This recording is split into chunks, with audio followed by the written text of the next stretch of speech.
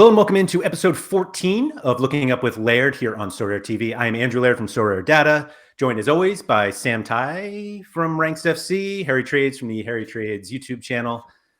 Guys, I think everyone's looking up at this point. The market has had a bit of a dip, and so everyone's looking up. That's the show. Whoever you buy now surely has to go up. Just kidding. sort of just kidding. We were talking about this before, that obviously a lot of prices are down recently. There are a lot of theories of why, but we're not really here to examine the market.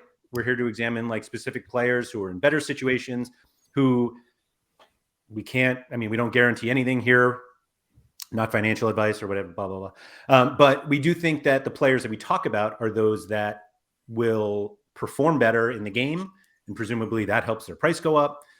And whether the market is up or down, like that's the goal of our show, and so we're going to keep doing that. As a reminder, there's a Sorare Data watch list that has all of our picks on it from each week.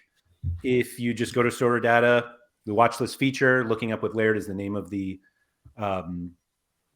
watch list.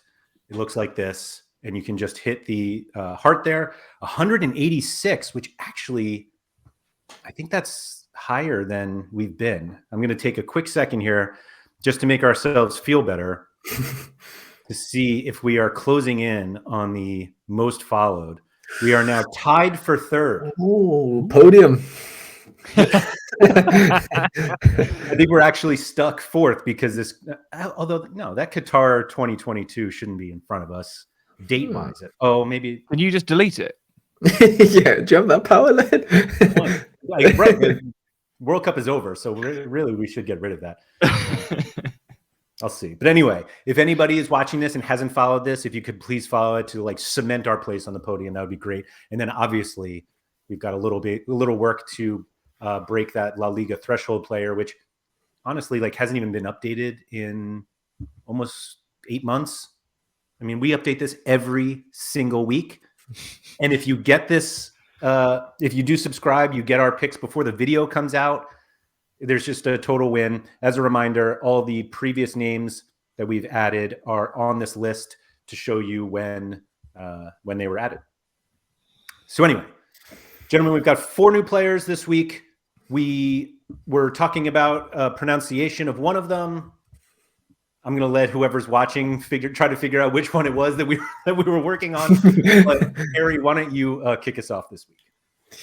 Okay, so similar profiles for both of my players this week in terms of positions and stuff, playing in different leagues. But yeah, first player is Cesar Gelabert, that plays for Mirandas in La Liga Smartbank. Funny story, actually, in one of the Discords I'm in, maybe we're all in, I don't know, but a certain user acquired his super rare. And yeah, do you remember this happening? Not too long ago. It was part of the swap situation. I think, yeah, his name is on there. But yeah, ultimately, a number 10 that plays in La Liga Smartbank. Shares set pieces. He's not he's one of 2 primary set piece takers. He's under 23 until 2025. Mainly plays centre mid, has played up front, doesn't mind playing off the wing sometimes, but a very classy number 10 is probably the best way to describe him. He was a big part of Real Madrid's reserve team for quite a while, and has recently hit some decent peak scores that have kind of caught my eye, considering his price. Most specifically on the weekend against Villarreal, 200, decent with an assist.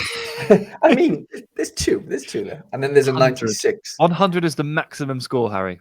I feel like you've been playing so rare long enough to know that.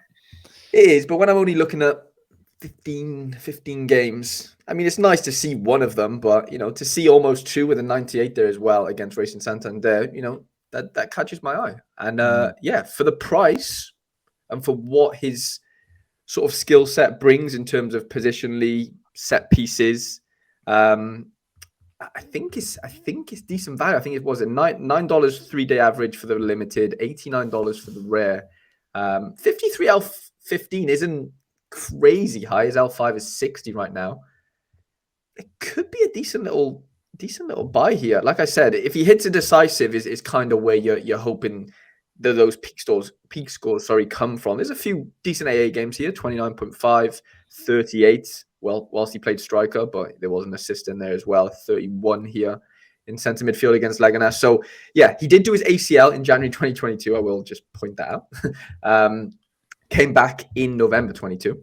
So missed a big chunk there, but like I said, still really young, under 23 until 2025. I did see a stat. They'd as a team only won. They made 9 points in 13 games without him, and 24 points in 14 games with him. So he's clearly an asset that the team kind of relies on in terms of, getting those assists and whatever. And yeah, for me, I think there's value there. Those are fun scores. The one I happen to notice here as I was looking through this 102.6 uncapped, he had a big chance miss too. Ooh, what a fraud. Been even bigger. What a fraud. Yeah, this is a fun one. Do you guys find that the second divisions are generally ignored? I feel like there was this big uproar when they introduced them, and everyone's like, oh, they're going to be all these cheat codes, and we don't need second division players and all-star, blah, blah, blah. And it just doesn't feel like there are that many players where everybody knows them because they're so good. But you do see some like really good scores in these second divisions. And I have spoken to a few people. Sam, you might've been one of them, that like the second division Europe contests are pretty soft in terms of like points needed for rewards. And yet we have players like this that can bang 98s and 100s. So yeah, it is definitely soft. Now that on Sorare data you can see your top lineups, in history, and very easily pull them up. Little plug there. Pay me later, Laird. Much appreciated. One of my best ever finishes is 19th in the second division limited tournament, game week 327. So just before the World Cup, 343 points. 2 players scored less than 44 in that team. Wow. And I finished 19th. Now, I think that competition levels have risen a little bit since then, but I want a tier 1 off that. And it is a much softer competition.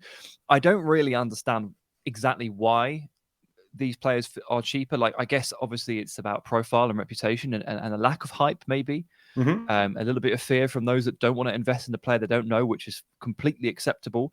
But given that you can go ahead and put a pretty strong team into these divisions and then win a very powerful player and then field him in all-star, I was like, surely more people should be taking a look at this, but the people haven't really caught up with it.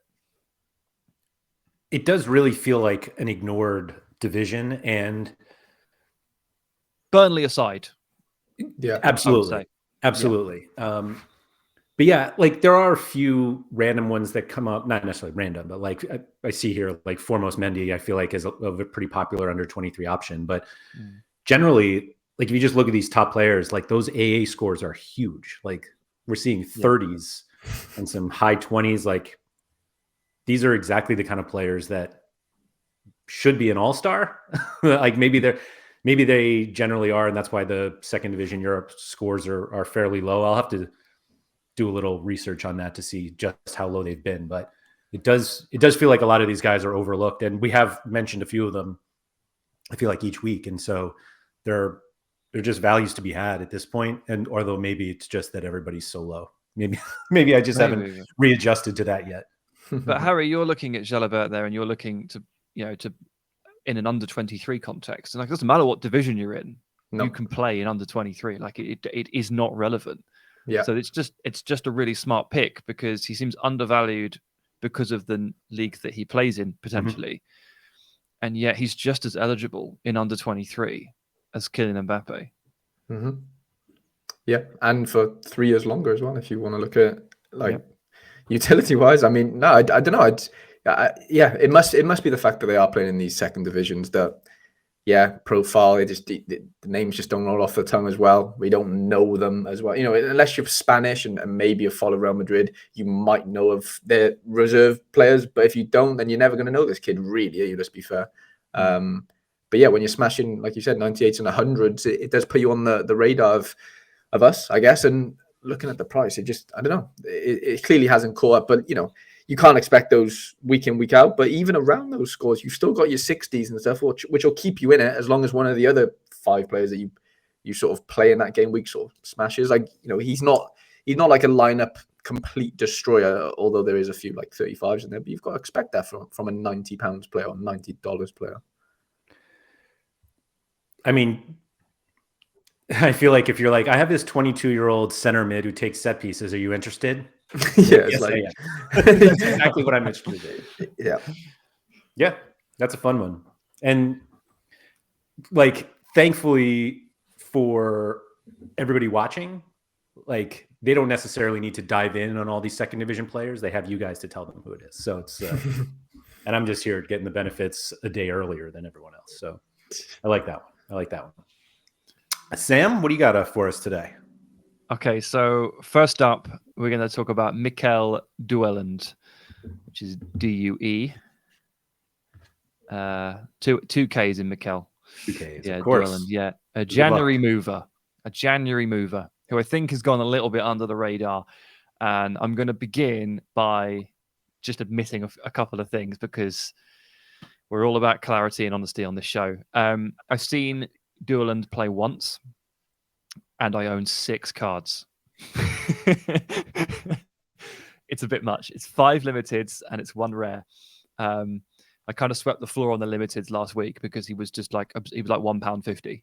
It was just, sometimes you just see it and you're like, well, I think that's too cheap. And I don't think necessarily people have cottoned on to the fact that he's put himself in a much better situation, hence his appearance on Looking Up this week.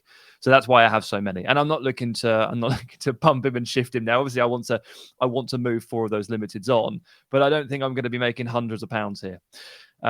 However, you look at his price right now, and I'm just like, well, that's probably too low considering what he's essentially in store for. This week is perfect for him because he has gone to Denmark, and Denmark kicks off this weekend. Yep. I'm so excited to get Victor Claesson, our Lord and Savior, back into a lineup. I've been sending Laird and Harry pictures of his smiling, grinning face. Really, really scary close-up pictures of Victor Claesson's smiling, grinning face. I can confirm these have been sent. Yeah, as I ramp up to the return of the Danish Superliga. Like, I'm really excited for it. And I do think that, as a general point, players stepping kind of down to the Danish Superliga level is a huge opportunity on Sorare. Absolutely massive. You cannot underestimate how big an opportunity that is to get someone who's really, really good value and potentially just like really, really powerful. And I'll give you 3 examples. One is our Lord and Savior, Victor Claesson, who has been brilliant for me. You've got Dennis Vavro, who's his teammate at Copenhagen, who is a beast at centre-back in terms of scores. And Daniel Vass, since he moved back to Brøndby, has put together some outrageous scores. So if it goes well, it goes ridiculously well, like ridiculously so. And if Dueland, at 25 years of age, returning back to Denmark after just a couple of pretty turbulent years, which I'll explain in a moment, has any shot at getting anywhere near them, then this is very, very cheap. Basically, he's got caught in a bit of limbo because he belongs to Dynamo Kiev, and he got an ankle injury when he moved, kind of got loaned out, then a pandemic hit, then the war, and it's not really been a particularly ideal 2 to 3 years for him. I hope that by returning home to Denmark, and specifically to AGF Aarhus, which is where he was born, and he spent 3 years there in the academy, I really hope that he can kind of find his groove and he can become a bit of a homegrown hero, as this is a bit of a homecoming. When I watched him the first and only time I've seen him, which was for NEC Nijmegen, he looked pretty good by Eredivisie standards. Pretty skillful number 10, nice left foot, carry the ball, sweep it around left and right. I think he's going to go ahead and play number 10 in the Danish Superliga. I think that is the kind of player that you might want to make a bet on, because this is very, very cheap with an enormous amount of upside.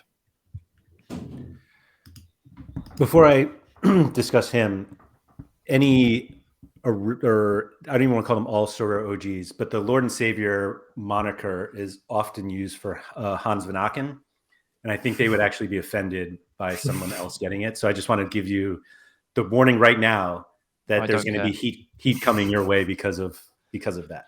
I exist in a world separate to Hans Van Aken.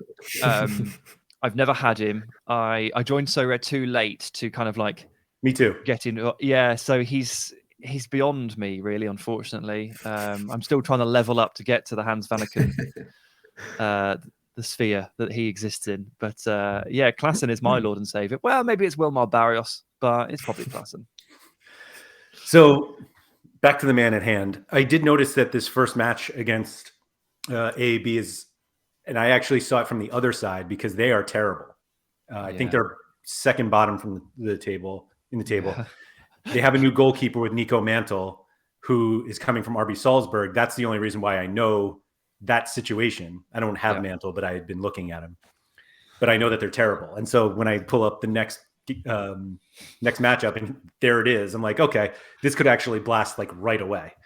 The record that we have of players moving to the Danish Super League, and just what you were saying, that they're like moving down into this league, and we have seen, and not that every player is the same, but like we've seen very, very good, established players from other leagues go there and just crush it.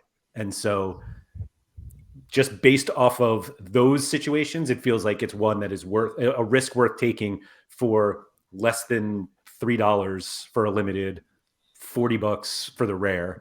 And he's probably not getting any new cards anytime soon. So like I guess 583 limiteds is not nothing, but like 91 rares really isn't that many, 9 super rares. The unique is on the market now for 1.6 if you really wanted to dive in there, Sam. But yeah, I'll swap my Jonathan David for it. Yeah, absolutely. I mean, look, it's one of those that I suspect might turn out to be a very powerful card, and we do have to play the game. If you're not sat there with a huge budget, you do have to play the game. It's in the same way that I play the game with Victor Klassen and Wilmar Barrios and Dejan Lovren until he joins Lyon. I play the card percentages. I play the sort of outskirt regions, and I try to find these edges. And Dueland strikes me as one of those players. It might be that he turns into one of those guys. If not, his L15 is atrociously low, and he'll bring you value and probably pay himself off in the space of 3 weeks. And then anything from there is just a bonus. If he doesn't end up as an absolute smasher long term, his L15 is so low that he has so much utility in so many different ways here. I'm just glad you brought up the L15 before I did. And it's a good L15 as well, in that if you look at the last 50, like it's not just DNPs. Like there's a fair few like 25s and stuff like that. Like it's gonna take a little while to iron that out. It's a nice stable low L15, just the kind that we want for all of these cap modes. Yeah, 100%. So funny you mentioned AAB, the next fixture. Obviously, it's a really good looking fixture for both of the teams because it's 8th versus 11th, I think, out of 12. And I have 3 players from AAB, Aalborg, and now I have 6 Duelands. So I'm really at the bottom of the Danish table here. But I have a rare Alan Sousa forward card from Aalborg, and I have a rare Dueland, who I keep wanting to say is Dwelland because that's kind of naturally that's what that word looks like. But my Danish friend says it's Dueland. Yeah, so at least I don't have Lingby cards. That's my saving grace here. Yet. Although they don't even have a logo, so I'm not sure we're getting those any cards going. Not even a real football club. Has anyone seen them play? One win from 17 is rough. Tough times. Man. How many get relegated out of this league? Bottom, I don't know. It looks like a playoff scenario there. Looks like it is a playoff scenario, and there's your benefit also that you'll have at least 5 games against the bottom half of the table. This is where my Aalborg stack wins, Andrew. And it's exactly where it wins. right here. Danish Super League relegation playoffs. That's how you win Sorare, obviously. Love it. Just focus on those. Mr. Trades, on to you. My second player is a more familiar name, I think, to everyone watching at home and to us, I guess, is Maxime Tighe of Lyon. This one's, I mean, we spoke off camera of recording, but like, you know, he's in that. I mean, he's not in the Hans Vanaken sort of category, but in terms of like under 23s, it feels like he's been around forever. I think he might have like 4 years worth of cards, maybe, or 4 seasons worth, maybe. I'm trying to think back to the design. He definitely has a 1920 card. I'm trying to think if he had an 1819. I don't think he did, but regardless, an absolute OG. What is that? 1819? 1920. 1920. Yeah, that card's amazing. But no, I've dabbled. I mean, the amount of times I've contemplated buying a Tighe, specifically a super rare, because I do recall a conversation with Sean PSU a good 6 to 8 months ago, to where like he basically talked me out of it at the time, and I think he was probably right in doing so, because there was just no peak scores, right? And this is kind of why I've brought him, to Looking Up with Laird this week, because he's basically, if those who don't follow him and his sort of story, a number 8 for Lyon, covers far too much ground. He's basically been allowed to sort of take set pieces at this point with Cherokee, right? And that's kind of like a new thing to his game that he didn't really have before. Yeah, there was a couple of nice scores. We can see an 87 there, 75, a 78 in terms of like dark greens. But other than that, you're looking at like, 50s to 70 was kind of his peak. And we all know the 70s, don't really win you, the top prizes on Sorare. You need to be hitting those dark green scores. And over the last sort of 8 games, I can see 5 of them, 81, 89, 83, I think that's 82, and then 100. They're the type of scores you're going to need from your captain for the most part to really get into those high positions in the rankings. And the fact that he is now on or sharing set pieces with Cherokee, so I think it's 27 corners taken so far compared to Cherokee's 32. But it seems like Cherokee seems to get taken off the field at like the 70th minute quite often. And at that point, then in that like last 20 minutes, Tighe just seems to just scoop up everything. Free kicks, both corners. Like he's kind of, having a vital part in those like the ending of games type of thing. And for me, he's becoming like he's sort of working his way into becoming an elite under 23 piece. I got to be honest, for the price, if he can carry on, if I can continue seeing another 5 of those dark green scores in the next 10 games, let's say, then he has to be in the conversation. What is it now? 5 of 78? Like, kind of ridiculous. If you can get that L15 to like, 65 plus, we're talking about a really interesting player here, as long as he still has those set pieces, as long as he's got the same,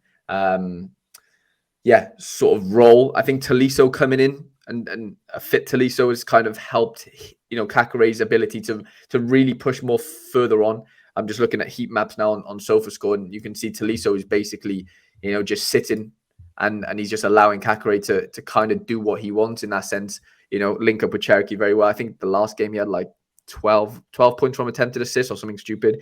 Those corners, those free kicks being taken, and him just sort of arriving quite late and, threading players through, into the box and stuff. Those attempted assists are going to be where he is basically eating a lot of his score. And I've never had a doubt defensively and sort of interceptions wise, duels wise. He's always been good in that sense. He's always been able to get that 20, 25 AA quite consistently. And that's why I thought he'd be a good super rare at that point. But now he's turning into like a really good rare / limited. He can compete with whoever. Name your under 23 centre mid. He's outscoring them. He's equally scoring as well as them. So for me, he's really working his way into my shortlist. I always love seeing a triple anywhere. Like the 12 points. Wow, they're quite rare, aren't they? Really, I feel like I expect to see them more often than I do. Yeah, I can see that. Yeah, they're not. They are quite rare, honestly. So in terms of these peak scores, I remember, I don't know if Nellis still has a Kakare super rare, but I feel like he's had one forever because he still does. There's so much of his content that it's like, Kakare just had a decisive and like so much of it. And I do remember that was the biggest negative with Kakare, is that like the peak scores were just never there. Mm-hmm. And this is his all-time graph. Okay. This is back from game week 94. Wow. We're in now 347 coming up this weekend. He has 6 scores of 80 or above, and 5 of them are basically in the last 2 months. Jesus and so, Christ. like, that was the problem. Mm-hmm. And there was always this, like, if he could. And now it looks like he can. That he's starting to play a bigger role, at least in the attack, that's like putting him in better situations. Like you said, like he's always there for the defensive work. That's where that triple double tends to come from. But now if you like start to create some big chance or start to create any chances, start to create some big chances, like eventually the decisives will come. But even the combination of the pre-existing defensive work, and if even 70% of that stays, and then you add in this attacking stuff, like there's every reason to believe that he'll be able to maintain at least like a base around 60. And then you can anything after that is just, that's what gets you closer to the podium. Yeah, 100%. But I agree. I feel like he should be 35 by now for how long we've been talking about him on Sorare. Literally. Yeah, no, it's an interesting one. It is. Like you look at 0.163 as a price. It's just like, I don't know. I know we're in a bit of a dip and stuff, and yeah, you could argue that he'd probably be 0.3 2 weeks ago. Maybe he was. I don't know. But go on. You told us before we started recording. It's like that his price is up. It is like he's one of very few players whose price is maintaining, and Cherokee is actually another one that like everyone is going crazy for now, and it feels like it's because everyone has been waiting so long for these scores to finally happen, and now that they're happening, everyone's like, oh, let me just rush there. Maybe that's why the market's down. It's everyone's selling out to buy these 2 guys. Yeah, it's Cherokeen's fault. It is Laurent Blanc's fault. It's Laurent Blanc's fault. Mm-hmm. Harry, the big question is how will Cherokee and Kakare cope with the fact that Laurent Blanc has a lung infection and looks like he's out for a couple of weeks? Will they miss the man on the sideline? Is he the godfather of this young talent? Is he the reason? Possibly, yeah. I mean, I don't know who the number 2 is. I'm not sure if he can step into those Blanc shoes, but probably not verbally. But I don't know. Yeah, no, it'd be interesting to see if there is any dynamic change there for sure. Imagine if he just changes all the tactics completely, takes Cherokee off sets, takes Kakare off set, puts Kakare in goal. Calls up Sean Dyche and is like, how do I play? And that's how they start playing. Is there any transfer concern with Kakare? Like I know the Cherokee had that have the PSG talk, which I'm guessing we hear again in the summer. But Kakare, I feel like there were like whispers of West Ham like last summer, I think, and that never happened. Although it felt like everybody was linked to West Ham, and everyone's like, people were like selling cards as soon as there was like even a hint of West Ham. But he stayed, obviously. But do we think by the summer he ends up getting a move? I don't know. It's tough to say, to be honest.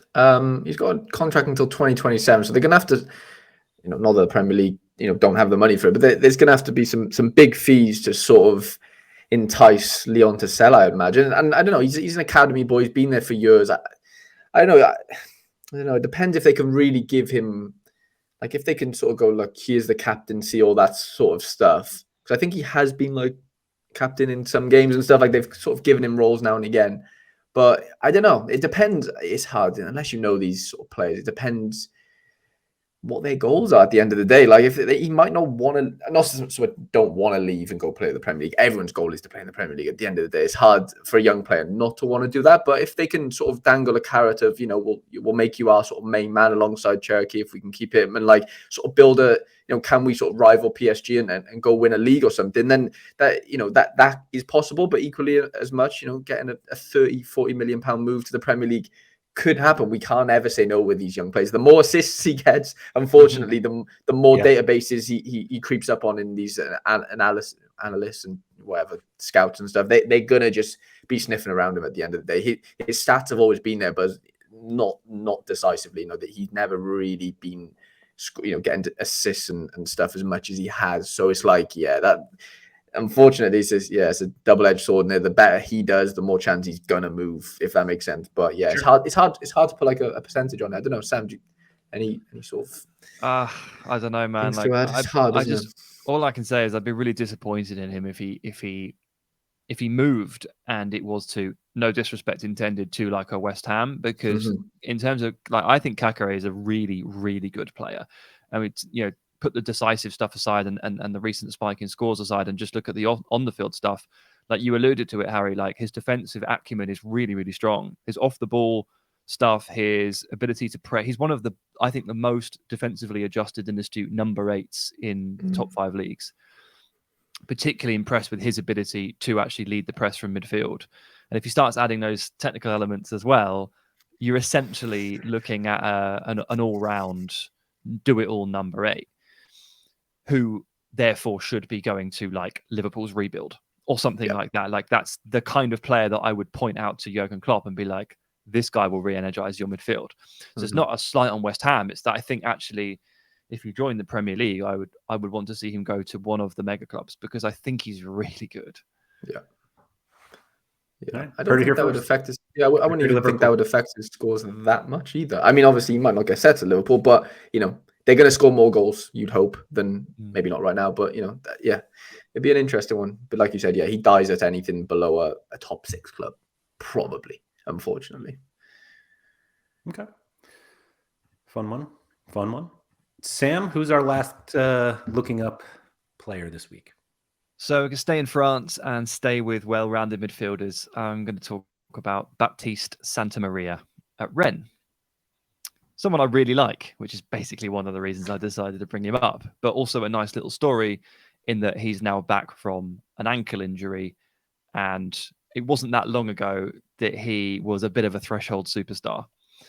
The question is, of course, is that now that the game has changed, where exactly does he fit in?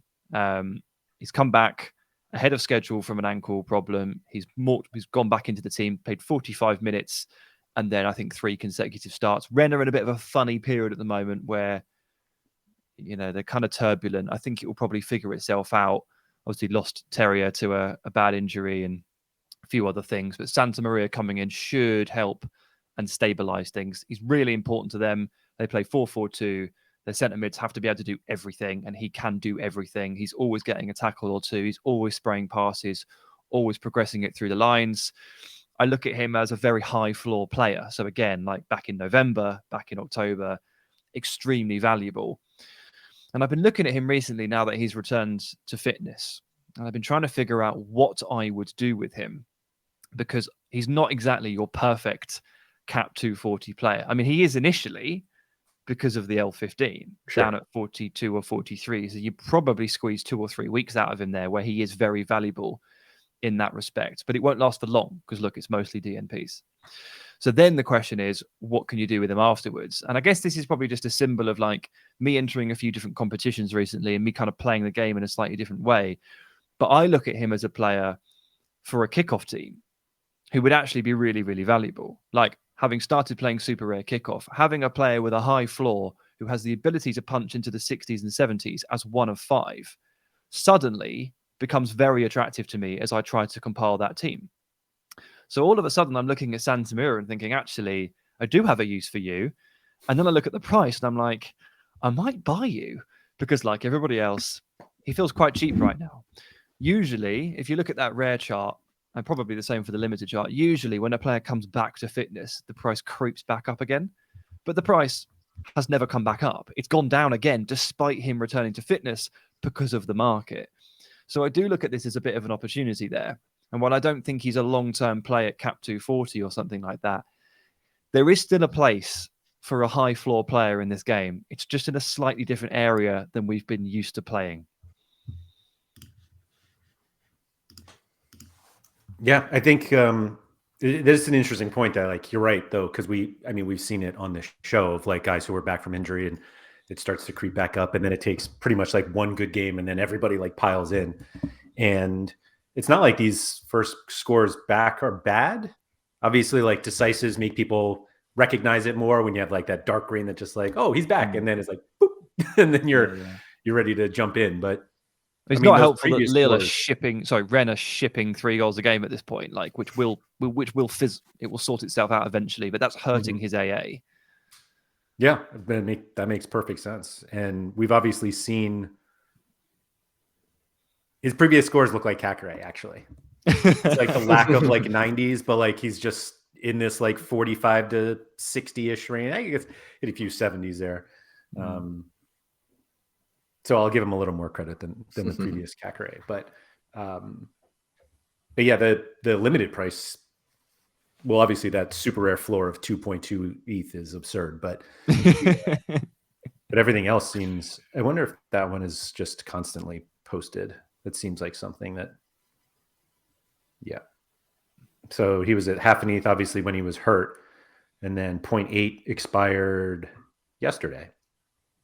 So 2.2 seems aggressive if 0.8 didn't sell yesterday. But yeah, that's an interesting. That's probably Nellis. You know how he always says, "Oh, I just list my super rare, and just to tell people that I will have the conversation." And he puts it like 10 ETH. Yeah, 40 ETH. Yeah, but it is so selfishly, like I don't think of kickoff that much because I don't qualify. The only one I qualify for is unique right now, and I'm nowhere remotely close to buying unique.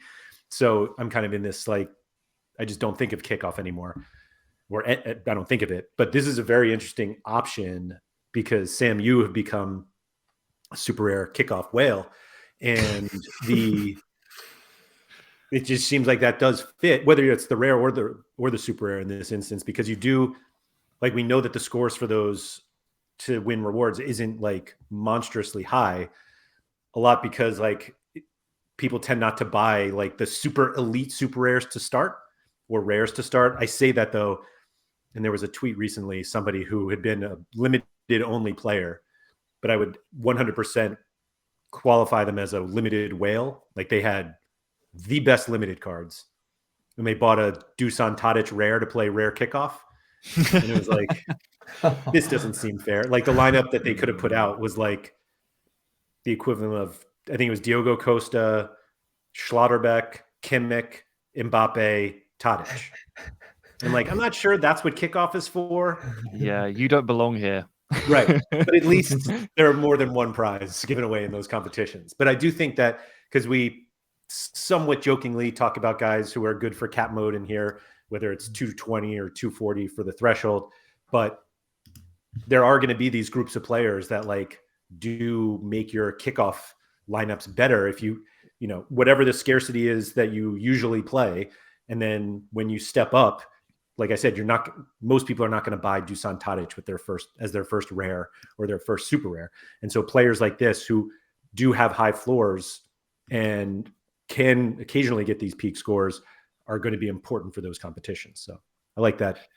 Opening of like things that we can reference in the future, and Santa Maria specifically for that purpose. Yeah, for sure. It's just a different way of thinking, and it's just a different home for this kind of player. I had genuinely already assumed, and I think we'd had a chat about it, Laird. We sort of thought these players were dead, and I was lamenting that because I have a Wallace at Udinese who is basically Baptiste Santa Maria, but Brazilian. Right. And he's my favorite card of all time. He's one of he and Castelletto were the first two that I bought in rare when I started chasing the threshold over a year ago, and I'll never ever sell them. They're on 8.5%. They're my pride and joy. And I was really sad about the new game mode because I thought Wallace was dead. Actually, it turns out Wallace is very much alive, and he goes into my super rare kickoff mode. And the other week when I finished 7th, Wallace hit one of his higher scores, and he hit a 73. And combined with just a couple of other things and one super rare, it was enough to win a card. Santa Maria is essentially the same player. And that high floor mechanism actually is very, very handy in a kickoff mode competition. So they just kind of exist in a slightly different place now on the website, but it's good that they're still there. Yeah. And I think it's just kind of a group of players that, like we thought they were dead. And you were just like, oh, I'll never use these guys. And so kudos to Sorare for finding a situation where those guys can be played. So those are our 4 guys today. Thank you, everybody who has watched the show. If you could please hit the like button, on the video. That's always really appreciated. If you haven't subscribed to Sorare TV, definitely do that, because there's just more and more stuff coming out. I feel like I say that every week, but I think it actually is coming out. So check that out. I know my personal favorite, other than the show, obviously, Major League Sorare, which MLS kicks off in like a week and a half. So they've been doing some really good stuff, going through positions. And it's the one of the leagues that we're actually not seeing prices drop as drastically as the others. And I think a lot of that is utility is going to be pretty significant for those cards coming up. So definitely check that out. You can follow these guys on Twitter. Sam, yours is more complicated. I always type in Sam Tighe, and I know it's not Sam Tighe. So what is your Twitter handle again? S Tighe Football? S Tighe Football, yeah. First initial surname and the word football. Keywords. Keywords. SEO. Yeah, exactly. Harry Trades YT, or is it? Yeah, YT, you got it. So I did know them. I didn't give myself any help there. And then I'm at Andrew M. Laird as well. So thank you everybody for joining us, and good luck.